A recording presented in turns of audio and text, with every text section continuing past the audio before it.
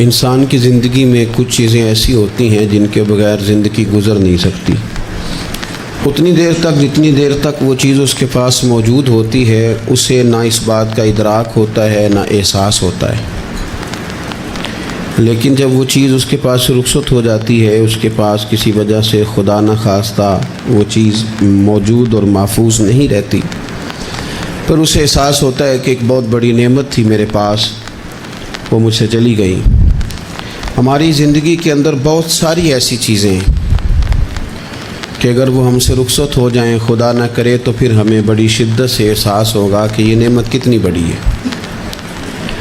آپ قوس و قزح کے رنگ دیکھتے ہیں، دھوپ اور چھاؤں میں لوگوں کے چہروں کو ملاحظہ کرتے ہیں، آپ اپنے بچوں کو محبت کی نظر سے دیکھ کر دل کو ٹھنڈا کرتے ہیں، آپ اپنے ماں باپ کو محبت کی نظر سے دیکھ کر کامل حج کا ثواب حاصل کرتے ہیں، قرآن مجید کی زیارت کر کے آپ اپنے دل میں بہت سارا سرور محسوس کرتے ہیں، لیکن یہ ساری نعمتیں اتنی دیر تک آپ کے پاس ہیں جب تک آپ کے پاس آنکھ کی نعمت موجود ہے۔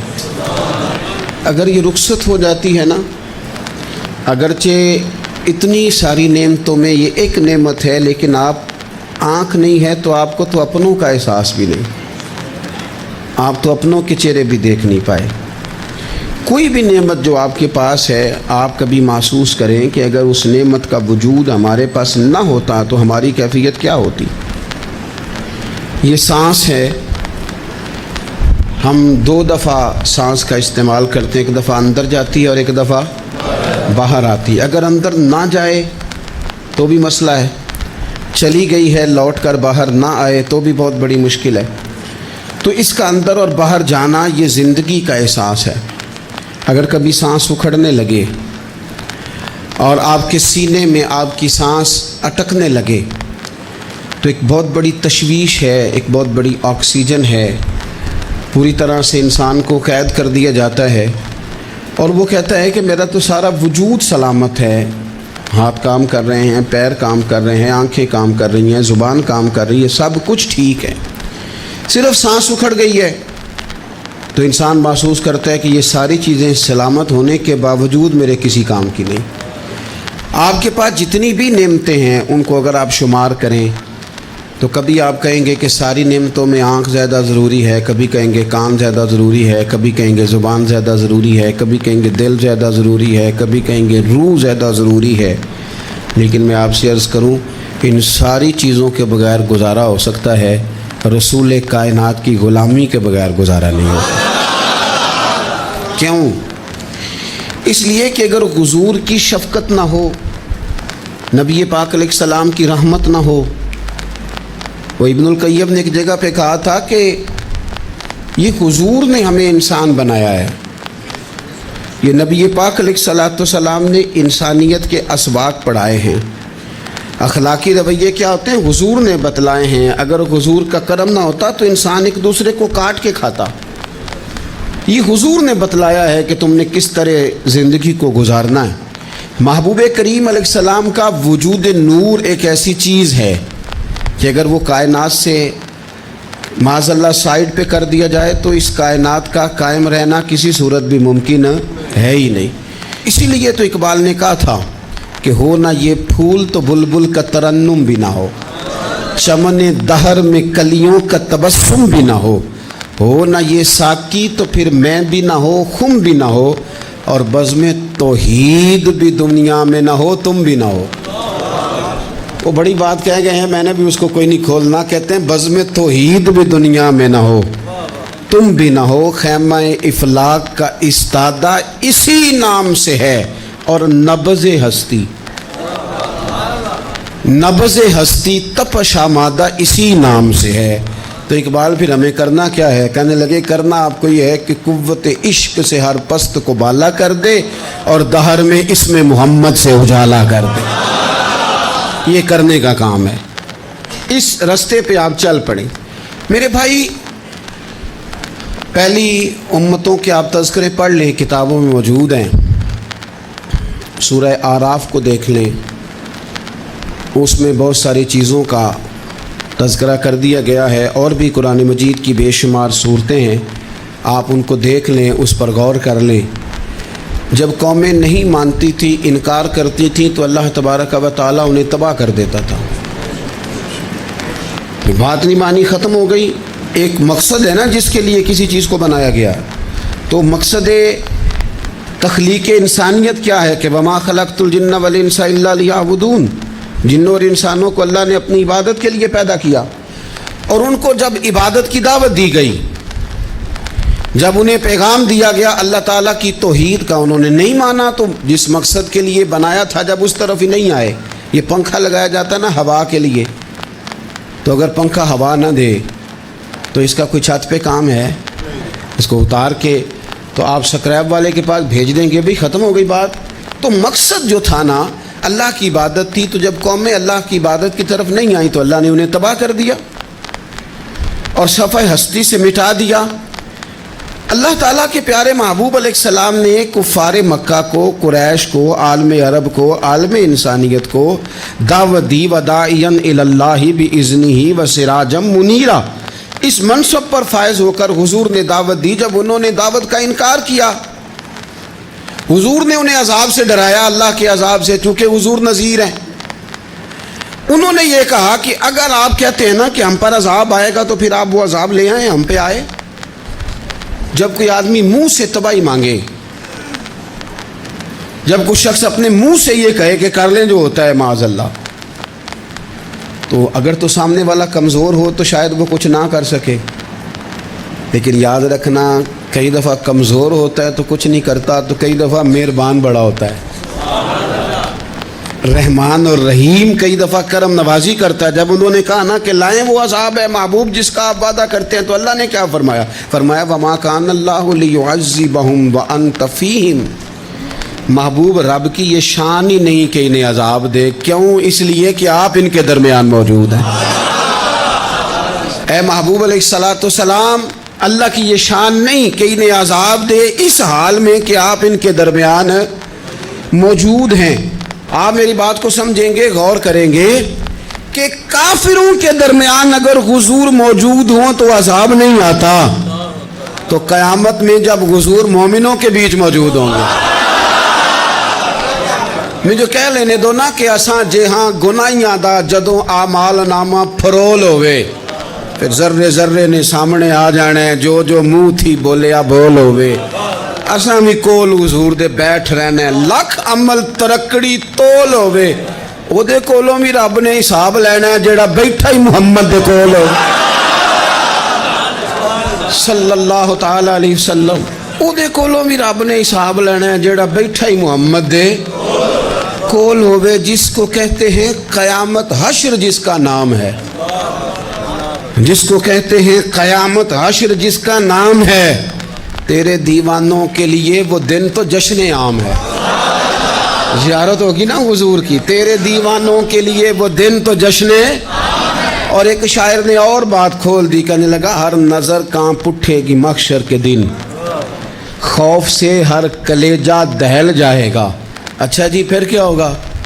ہر نظر کانپ اٹھے گی محشر کے دن، آنکھیں پھڑ پھڑائیں گی، کانپیں گی اور کلیجے پھٹیں گے۔ منظر ہی ایسا ہوگا، انسان اپنے پسینے میں ڈبکیاں کھا رہا ہے، حساب کا وقت آ گیا ہے اور سورج سوا نیزے پہ ہے، زمین دھڑک رہی ہے، تو کہنے لگے ہر نظر کانپ اٹھے گی محشر کے دن، خوف سے ہر کلیجہ دہل جائے گا، پھر اوڑھ کر کالی کملی وہ آ جائیں گے، پھر اوڑھ کر کالی کملی وہ آ جائیں گے، پھر اوڑھ کر کالی کملی وہ آ جائیں گے، ہر نظر کانپ اٹھے گی محشر کے دن، خوف سے ہر کلیجہ دہل جائے گا، پھر اوڑھ کر کالی کملی وہ آ جائیں گے، سارے محشر کا نقشہ بدل جائے گا۔ میرے عزیز، حضور کے بغیر گزارا، نبی کریم کے بغیر کوئی چارہ، ہمارا کوئی سہارا ہی نہیں حضور کے بغیر، ہم کدھر جائیں سوائے محبوب کے۔ اس لیے نا صحابہ اس بات پر مطلع ہو گئے تھے، وہ نا بڑی بڑی دھیمی دھیمی باتیں پوچھتے رہتے تھے، اطلاع مل گئی تھی نا کہ اصل کرنا کیا ہے، تو جو رازدار لوگ ہوتے ہیں نا وہ پھر دھیمے دھیمے راز کی باتیں کرتے ہیں، حضرت انس بن مالک حضور کے خادم تھے. اماں نے دے دیا تھا حضور کی بارگاہ میں. کہتے ہیں میں 10 سال مدینے میں حضور کی نوکری کرتا رہا, تو قریب سے دیکھا تھا نا سارا کچھ. بہت ساری احادیث ان سے مروی ہیں, بڑی چیزوں کو دیکھا تھا. تو اب سیاڑے ہو گئے, باتیں سمجھ گئے, قریب رہنے والے لوگ. تو قربان پچھانن والے ہیں, تو گل جان گئے گل کھول دے نہیں. تو قریب پہنچ گئے تھے نا, تو سمجھ آ گئی تھی بات کی. تو ترمذی میں موجود ہے, ایک دن حضور سے پوچھتے ہیں یا رسول اللہ قیامت والے دن آپ کو کہاں تلاش کروں. یعنی حضور علیہ السلام سے پوچھتے ہیں حضور میں نا قیامت والے دن,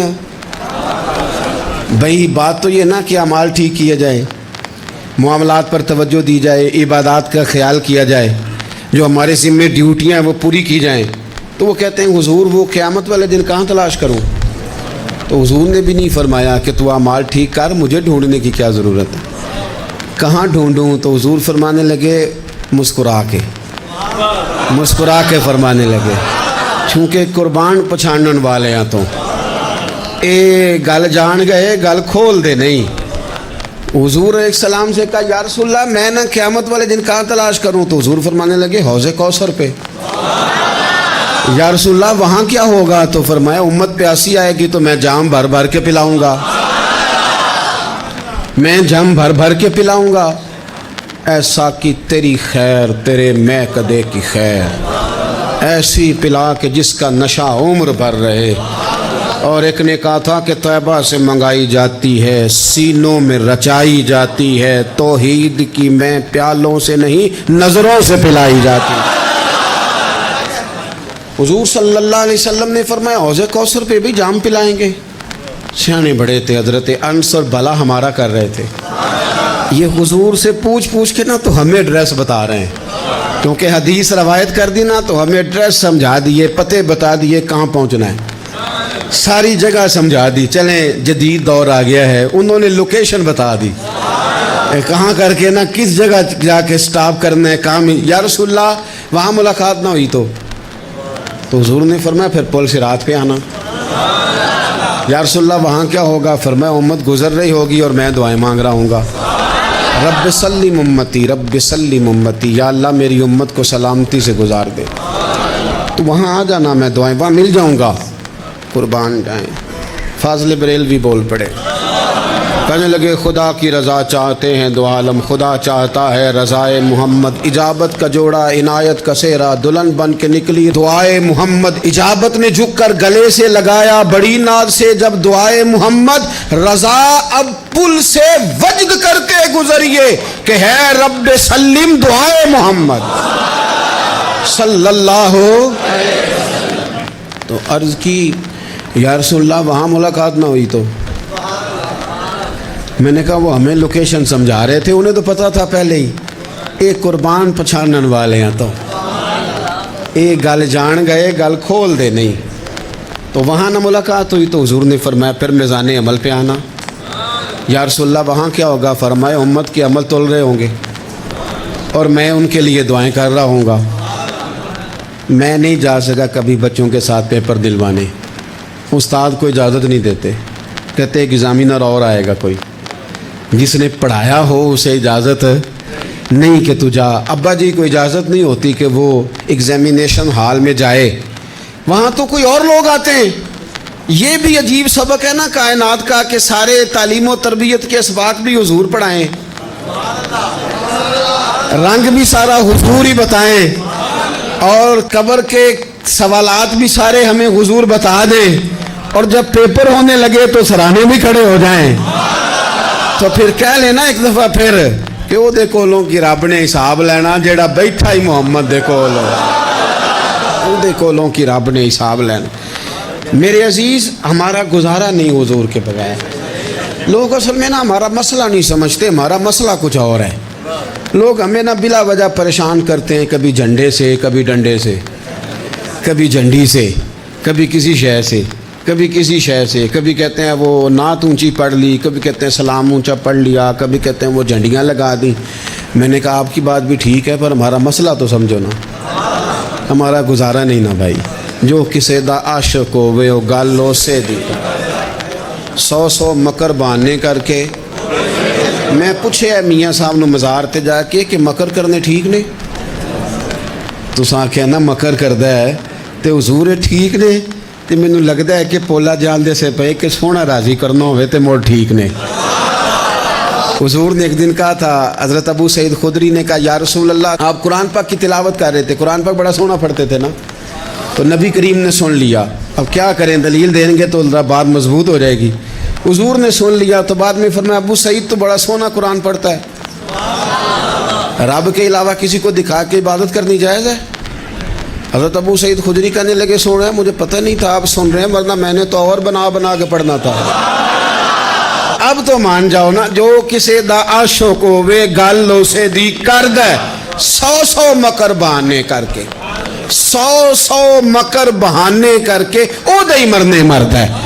میرے عزیز، ہماری مجبوری ہے، لوگ اس بات کو سمجھتے نہیں، ہماری مجبوری ہے، حضور کا میلاد ضروری ہے، لوگ سمجھتے نہیں بات کو، اس لیے بلا وجہ رٹا ڈال کے بیٹھتے ہیں۔ بھئی ہم نے تو کوئی رٹا ڈالنا نہیں، نہ سیاست کا، نہ دولت کا، نہ اقتدار کا، نہ کسی اور چیز کا۔ سیاست دے جھگڑے اساں چھوڑ دیتے، اتنے محبت دا جھگڑا ہے، یہ چھڑا کوئی نہیں سکتا۔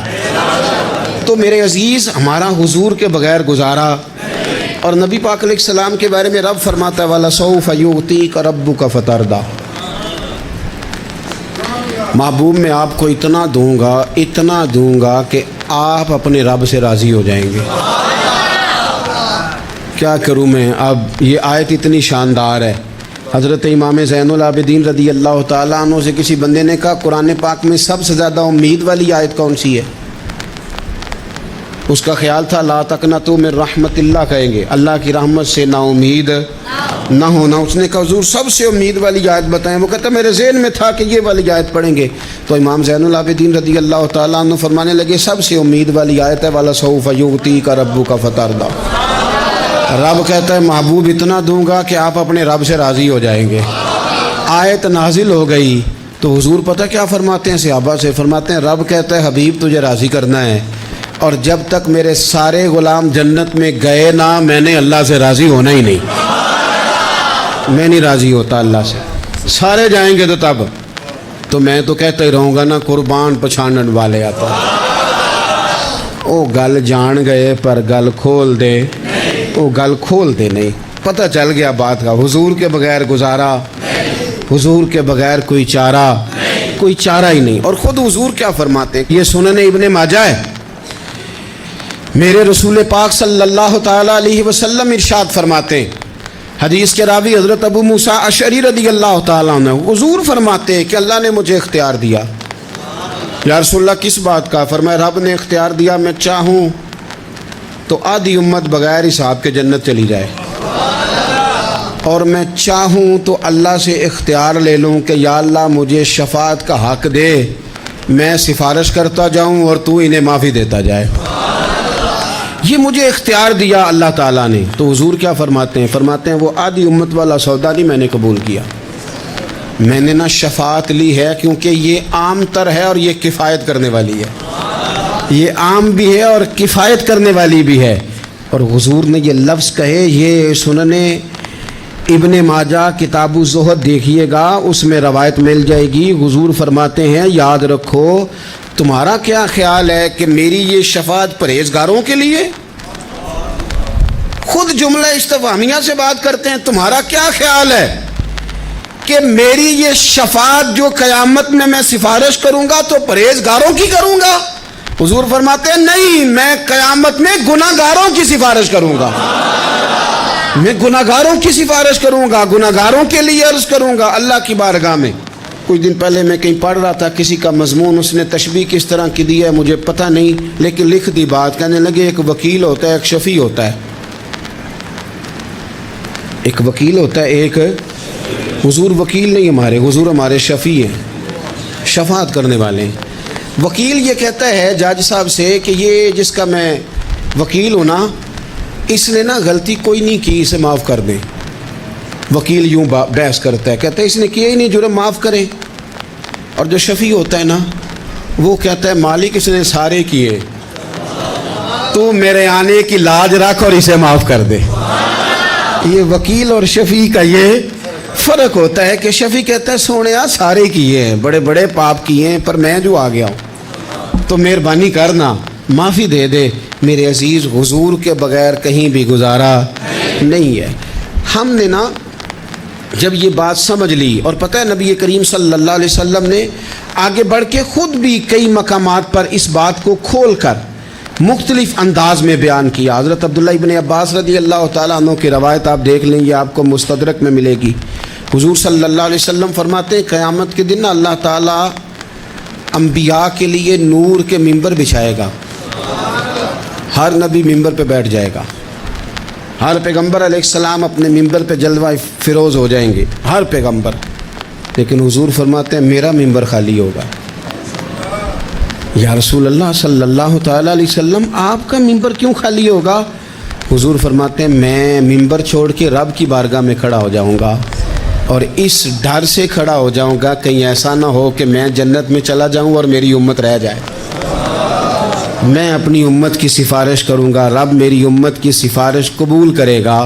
فرماتے ہیں میں اتنی سفارش کروں گا کہ جہنم کا دروغہ مجھ سے کہے گا کہ محبوب کمال ہو گئی، آپ نے تو اپنا کوئی غلام دوزخ میں رہنے نہیں دیا، سارے آپ نے نکال دیے۔ کسی شاعر نے بڑی خوب بات کی تھی، اس نے کہا تھا کہ یاد رکھو قیامت کا جو دن ہے نا، یہ قیامت کا دن دراصل ہمارا وقت ہوگا خاص، جب ہم نبی پاک صلی اللہ علیہ وسلم کی بارگاہ میں جائیں گے تو ہمیں سمجھ آ جائے گی کہ دنیا میں ہم نے کئی دوستیاں لگائی تھیں پر جھوٹی لگا بیٹھے۔ ایک دوستی سچی ہے جو مدینے والے کی ہے، وہ کہتے ہیں محمد بوٹیا جھوٹا ہی جاگ سارا، اے سچیاں مدینے والے دیاں یاریاں، سچیاں مدینے والے دیاں۔ تو نبی پاک صلی اللہ علیہ وسلم کے بغیر نہ دنیا میں گزارا ہے، نہ قبر میں گزارا ہے، نہ آخرت میں گزارا ہے۔ اب ایک سبق ہے، وہ سبق بھی آپ نے ضرور یاد کرنا ہے۔ جس شخصیت کے بغیر ہمارا گزارا نہیں، نہ قبر میں، نہ حشر میں، نہ پل صراط پہ، نہ میزان عمل میں، نہ حوض کوثر پہ، تو ہمارا ان کے بغیر دنیا داری میں گزارا کیسے ہو جاتا ہے؟ ہمارا تجارت بھی حضور سے سیکھیں، گھرداری بھی حضور سے سیکھیں، شادی بیاہ کے طریقے بھی حضور سے سیکھیں۔ جب گزارا نہیں حضور کے بغیر تو پھر زندگی کے سارے سلیقے حضور سے سیکھیں، پھر ادھر ادھر جانے کی ضرورت ہے۔ حضور کی سیرت کو پڑھیں، سوانے کو پڑھیں، حیات مبارکہ کا مطالعہ کریں۔ یہ جو ہم میلاد کا جلوس لے کے نکلتے ہیں نا، جب ہم نے نا بہت ساری چیزوں کو سطحی سا سمجھ لیتے ہیں معاذ اللہ بعض اوقات۔ یہ جب ہم میدان میں نکلتے ہیں نا، میلاد کے جلوس میں حضور کے نام کا نعرہ لگاتے ہیں، تو ہم نہ للکارتے ہیں اس نظام کو جو نظام حضور سے پہلے تھا۔ امیر غریب کی تقسیم تھی، ذات برادری کی تقسیم تھی، چھوٹے بڑے کی تقسیم تھی، گورے کالے کی تقسیم تھی۔ ہم جب میدان میں نکل کے نعرہ لگاتے ہیں تو ہم اس نظام کو للکارتے ہیں، ہم کہتے ہیں وہ نظام نہیں چلے گا، اب حضور کا میلاد ہو گیا ہے۔ اب نظام وہ ہے کہ جس پلیٹ میں ابو بکر صدیق کھانا کھائیں گے اسی میں بلال حبشی بھی کھائیں گے۔ اب نظام وہ ہے کہ اگر غریب آدمی جرم کرے گا تو سزا ملے گی، تو اگر گورنر کا بیٹا جرم کرے گا تو سزا اسے بھی ملے گی۔ اب حضور کا نظام آ گیا، ہم اس نظام کی طرف بڑھتے ہیں۔ اپنے آپ کو حضور کے قدموں کی طرف مائل کریں۔ میلاد صرف 1 سے 12 ربیع الاول تک نہیں، میلاد سارا سال ہے۔ ذکر